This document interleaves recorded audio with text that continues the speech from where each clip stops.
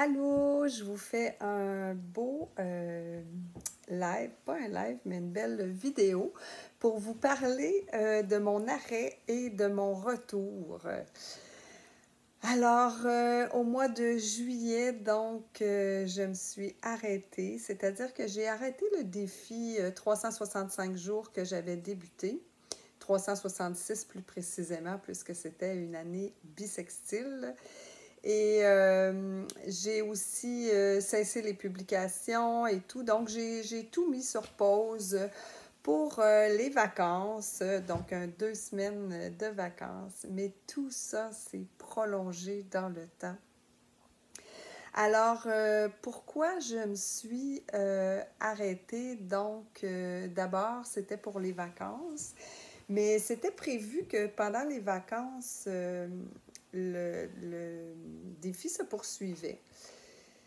Mais là, il y avait des choses qui clochaient, donc c'était pas aligné. Ensuite, j'habitais maintenant sur un voilier et je me rendais compte que de tourner des séances de yoga sur un voilier, c'est pas si simple que ça. Donc, tout ce que je voulais, facile et fluide, était en train de devenir un défi, une corvée, un il faut que, je dois. Et puis ça, j'ai bien ça. J'essaie toujours de demeurer dans la fluidité et puis si ce n'est pas le cas, réaligner. Donc ça, c'était en train de se passer aussi. Et puis, il y a ma belle relation avec Florent. Donc, Florent travaille à temps plein et en plus, il s'occupe du montage des vidéos, donc les images, le montage, les prises de son, les miniatures, la mise en ligne, etc. Donc, à 7 vidéos par semaine, c'était un travail de titan parce que chaque vidéo juste pour le montage et la mise en ligne, c'est un minimum de 2 heures par jour. Et là, on ne calcule pas le temps qu'il faut pour le tournage. Alors, si vous ajoutez ça à ces journées de travail, donc les lundis, mardis et mercredis, il travaille des 11h, 11h30. Alors, ajoutez, je vous laisse faire le calcul, hein, si on ajoute le transport, si on ajoute le temps de se préparer. Et ensuite, il y a des montages vidéo. Donc, je vous laisse calculer le temps que ça lui prenait et à quoi pouvaient ressembler ces journées. Si ce n'était pas fait à chaque jour, ben, il y avait les week-ends, mais les week-ends avec enfants, famille, activités, vouloir prendre du temps pour soi, ça faisait en sorte qu'on n'avait plus le temps pour rien de tout ça. Tout passait dans le défi parce que, justement, Florent travaille plusieurs heures par semaine. Si sa réalité était autrement, ça aurait été autrement aussi. Donc, on avait quand même planifié nos choses. On pensait que c'était quelque chose qui pouvait être possible pour nous. Mais on s'est rendu compte avec le temps que c'était peut-être un trop grand défi, justement, du moins pour le moment. Et la vie étant ce qu'elle est, bien, il y a des choses qui se sont modifiées entre-temps. Donc, nos projets de vie et l'achat d'un voilier. Ensuite, donc pendant ce temps-là, après 2 semaines, je ne voyais pas comment on pouvait recommencer tout ça. Et je ne voulais pas non plus vous revenir sans être au clair avec ce que je voulais pour la suite, ce qu'on voulait pour la suite aussi. Et j'ai donc pris le temps de me déposer encore plus longuement pour trouver quel serait le nouveau chemin pour ma vie, mais surtout ma partie de vie en lien avec cœur de soi. Et ce qui est important de savoir, c'est que pendant tout ce temps-là, hein, j'allais très bien, Florent allait très bien. On s'est rendu compte, par contre, qu'on avait un peu de fatigue accumulée. Alors, de se déposer à chaque jour faisait en sorte qu'on prenait conscience de cette fatigue-là. Et puis, donc, j'ai laissé aller le temps parce que je me suis dit, bon, j'ai pas fait mon choix dans la peur. J'aurais pu avoir peur de tout perdre, avoir peur de vous perdre, avoir peur de perdre tout le travail que j'ai fait et de me dire que je l'ai fait pour rien, etc. Mais j'ai plutôt choisi de poursuivre cet arrêt-là dans l'amour, dans la confiance, en sachant que je suis toujours supportée et que c'est toujours le meilleur qui m'arrive. J'ai donc pris ce temps-là pour moi, donc 2 semaines avec Florent, et ensuite lui est retourné au travail. Et j'ai pris ce temps-là pour moi pour faire ce que j'enseigne, en fait, plonger au cœur de soi. Et j'étudie le design humain. Alors, en poursuivant ma formation, j'ai vraiment reconnecté avec moi, en fait, avec mon identité profonde. Qu'est-ce que je suis consciemment? Qu'est-ce que je suis inconsciemment? Et j'ai fait un très grand travail sur moi, accompagné bien sûr du yoga, de la méditation, de l'écriture. Donc, beaucoup d'écriture, de la marche. Pour moi, la marche, c'est extraordinaire.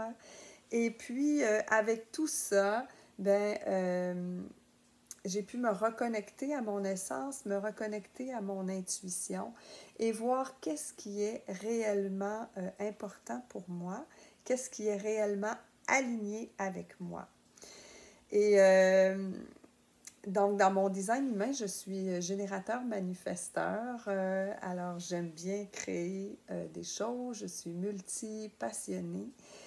Et j'aime beaucoup la spontanéité et le fait de faire un défi 366 jours, c'était comme à l'encontre de ce que je suis et ça ne me permettait pas beaucoup de spontanéité, ça ne me permettait pas non plus d'explorer mes différentes passions. J'ai fait donc un travail d'introspection sur mes valeurs. Et c'est ces valeurs-là que je souhaite incarner, du moins, j'essaie toujours d'incarner mes valeurs, mais de refaire un travail sur ces valeurs, c'est quelque chose qui est important pour moi, de le refaire souvent parce que tout est changement, tout est en évolution.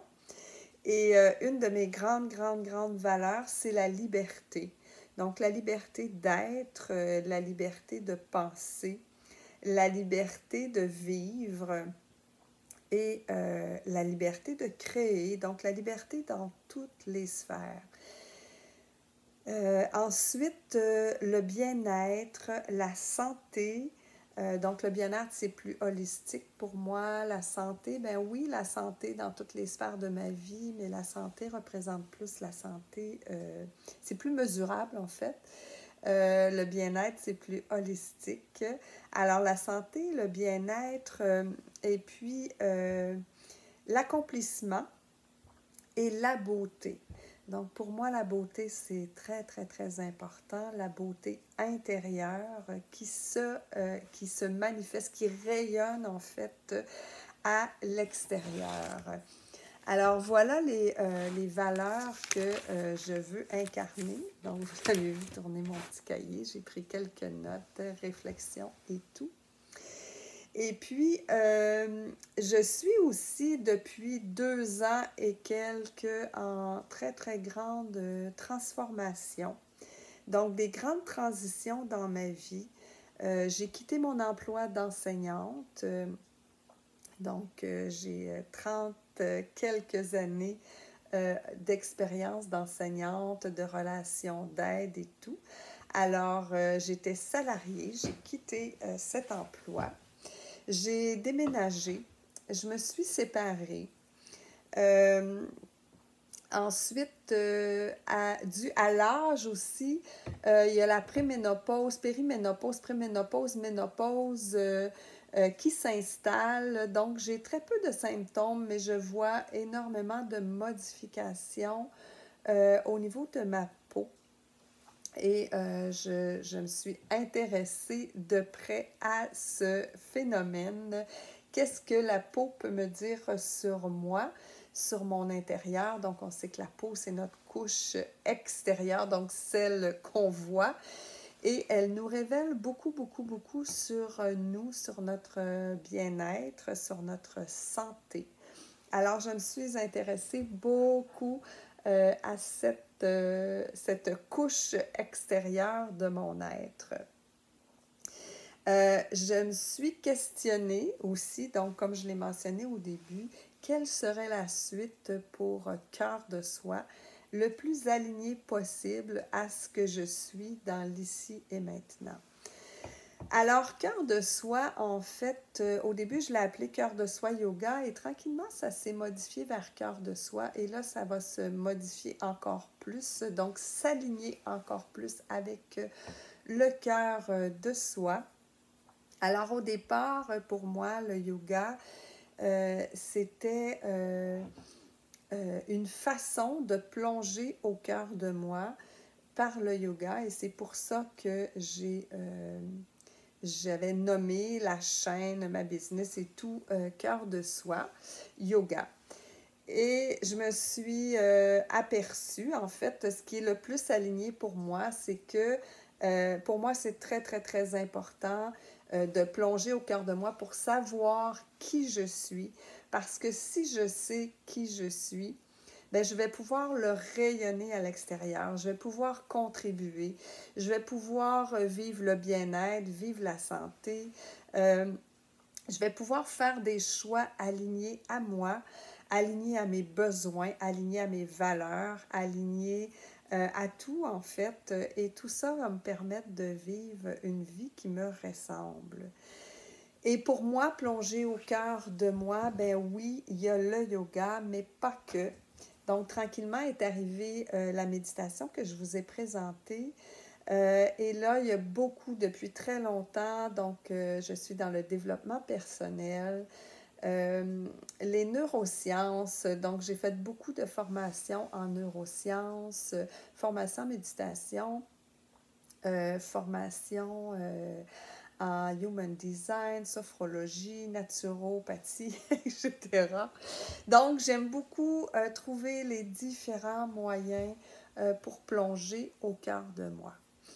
Alors, c'est ce que je vous propose pour la suite. Donc, vous verrez sur la chaîne Cœur de soi sur YouTube, dans le groupe, s'élargir un peu les différents outils pour plonger au cœur de soi. Bien sûr, le yoga sera toujours là. Mais il y aura beaucoup aussi de développement personnel, donc des capsules sur le développement personnel, sur la philosophie.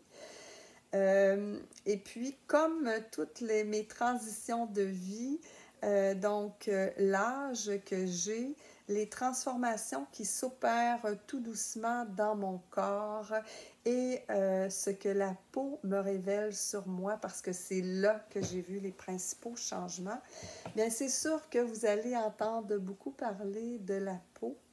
Donc, le yoga du visage, bien sûr, mais la peau et la santé, la peau et les plantes, la peau et l'Ayurveda et la médecine traditionnelle chinoise, la peau et l'alimentation, etc., etc.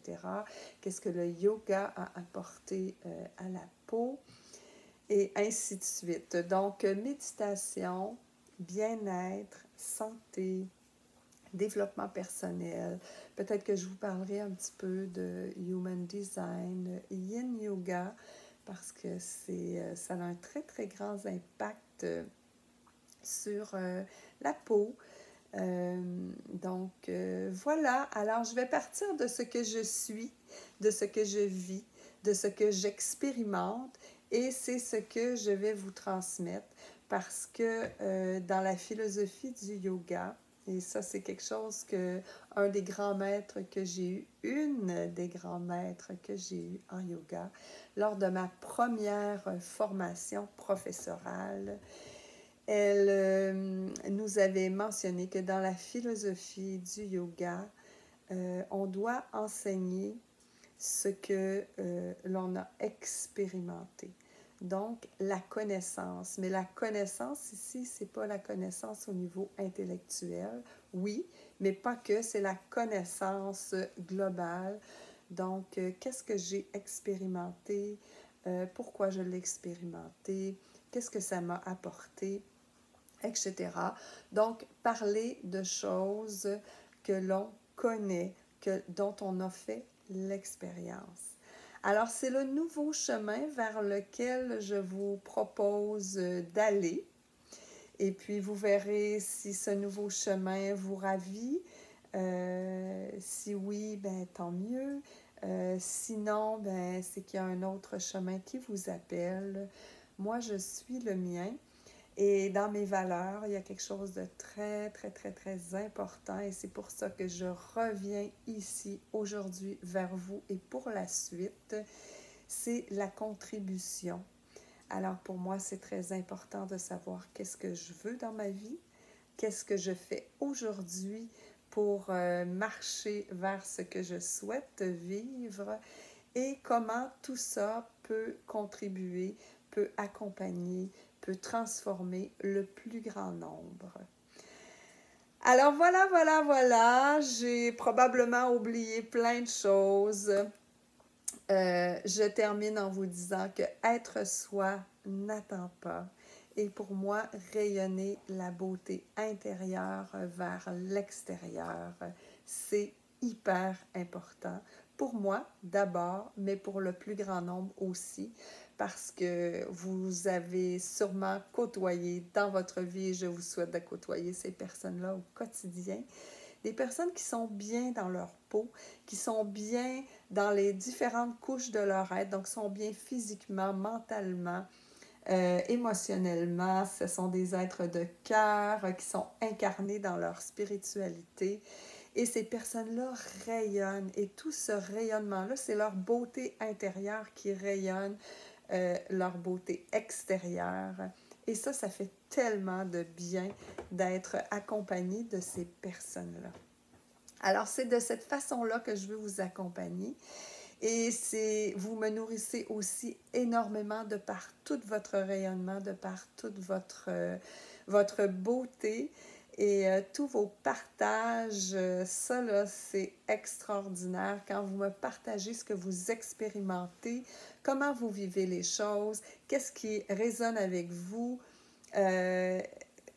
C'est magnifique. Pour moi, c'est une très, très grande façon de grandir et de créer ce nouveau monde-là dans lequel on vit. Laissez-moi des commentaires en dessous suite à ce partage. Dites-moi, est-ce que ça résonne avec vous beaucoup, plus ou moins, plus du tout? Qu'est-ce que vous aimeriez pour la suite en lien avec ce que je viens de vous partager? Et puis, c'est toujours un bonheur d'être là, un bonheur de vous lire, un bonheur de partager, contribuer, rayonner. Je vous souhaite la plus magnifique des journées. Je vous embrasse. Et je vous dis à très, très, très, très vite. Je vous aime.